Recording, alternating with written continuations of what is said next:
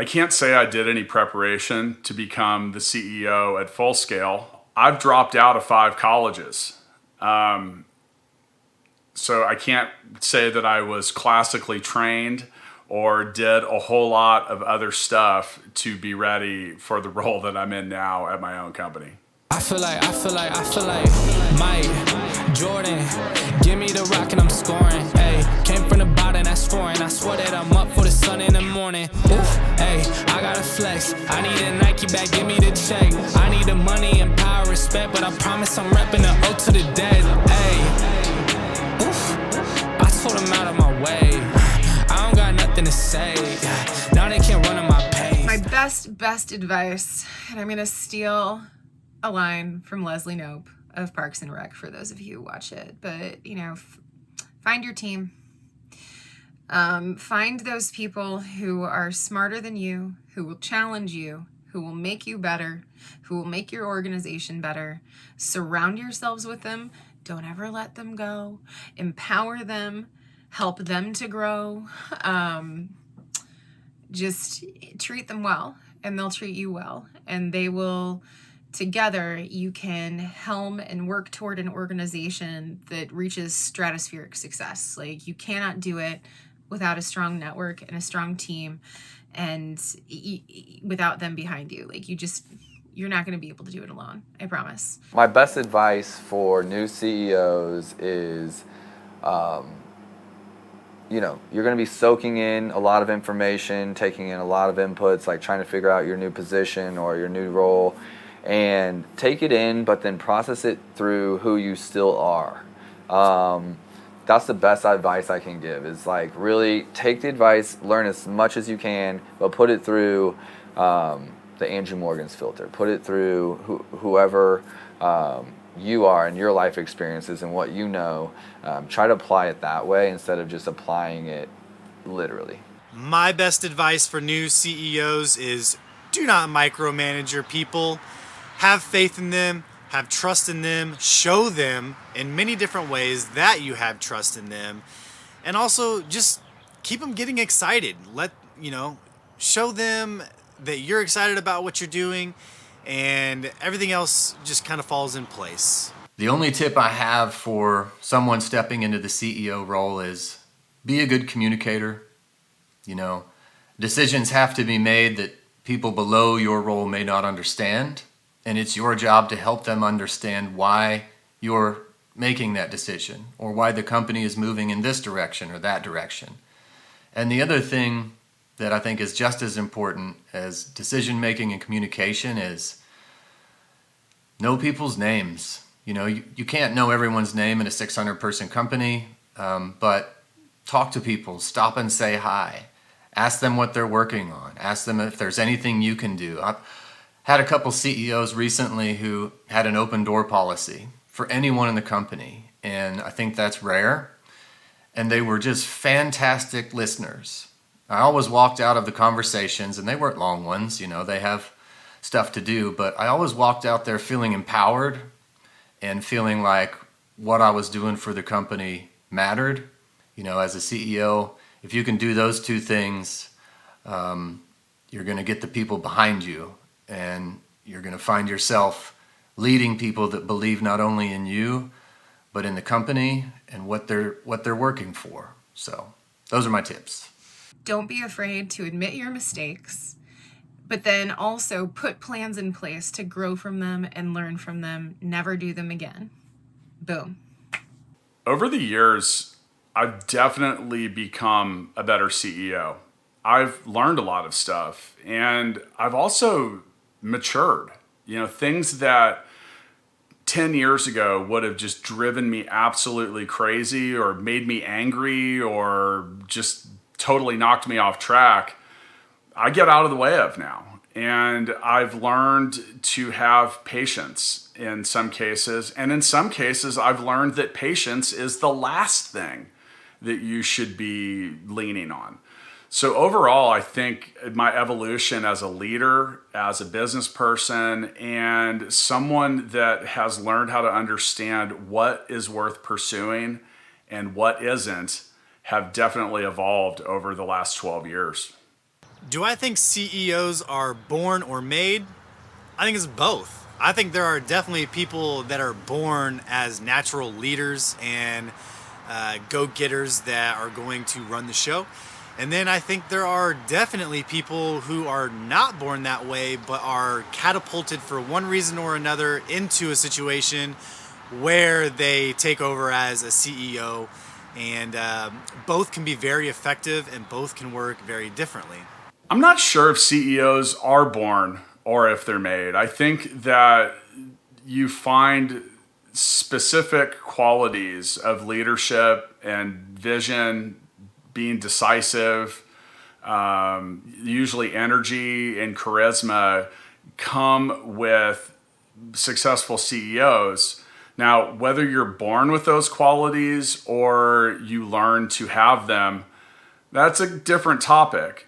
Do you think CEOs are born or made? I would say a little bit of both. I don't think you don't have someone who comes out of the womb and is just, boom, perfect CEO.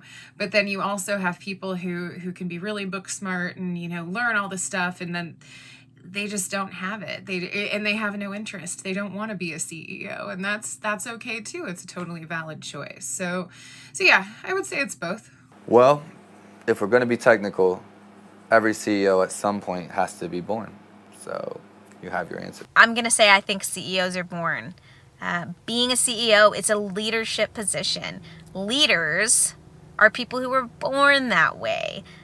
Sure, you can take leadership courses and learn how to be a better leader, but I think that there's always leaders and followers, and that doesn't mean it's a good or bad thing. But the person to take the reins, the person to sit in the front seat, I think you're born into that position. Who is a CEO that I admire the most? I would say it's Tony Hiseo. I don't know how to pronounce the guy's last name, but he was the CEO and founder of Zappos. He was really, to me, one of the front runners and one of the guys that really paved the way for culture in the workforce. And he did that by, if you interviewed with him, he would offer you $500 not to take his job.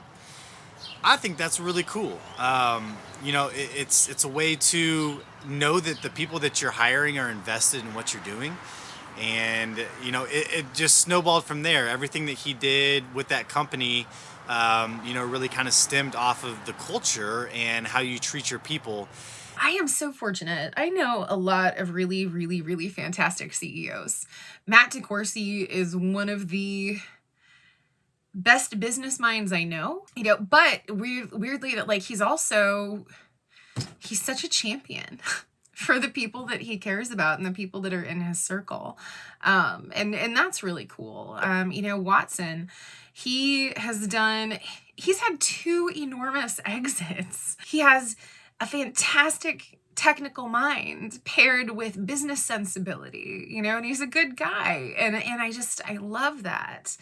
I love the really, really creative leaders out there like John Bucard, Tesseract Ventures. They are doing some crazy shit, and he's so humble about it. Minda Harts, amazing CEO, committed to diversity and inclusion and empowering Black women and Black entrepreneurs. There are so many amazing entrepreneurs out there that I look up to. I don't know, I fangirl a lot. So it's really difficult for me to find somebody that doesn't have at least something in them that I admire about them. I could go on about this for hours. My number one CEO example would be Gary Vee. I'm a huge fan, and he's had a big, big impact on my life as an entrepreneur. What I learned from Gary Vee was the jab, jab, right hook. And what that means is essentially give value, value, value, value, value, go for the sale. And so I've created, basically a media company within my company creating content, just like this right now, that, builds trust, builds reputation, and ultimately helps you grow as a business. So one of my personal favorite CEOs and one that I look up to is Dan Price. And he is the CEO of Gravity Payments. It's a credit card processing company. And He went kind of viral and famous a few years ago for cutting his salary to give his employees a $70,000 base pay. And it ended up tripling the profits of his company. And this is such a fundamental piece to running a business that I feel we see in such a negative light is, the CEO is only as good as the business that he is running. And when you put the time, you put the money, you put the effort back into your employees, they want to work for you. You're creating a company culture that's positive. If you've been a CEO for a long time, the best advice I can give you is to go back and brush up on a lot of the basic stuff. It's easy when you've been doing it for a while to get away from the fundamental things in your business that matter. If you've been doing it for a while, it's easy to tell yourself that you don't need to go back and do certain things. You don't need training. You don't need input. And the real truth is you probably need it more than you did before you had experience. Long-lasting CEOs out there, anyone that's good knows that you got to stay relevant. You got to stay changing. If you guys have been doing stuff the same way for 10 years even, you are so far behind. It's time to catch up, call somebody that knows what's up, figure out your digital strategy.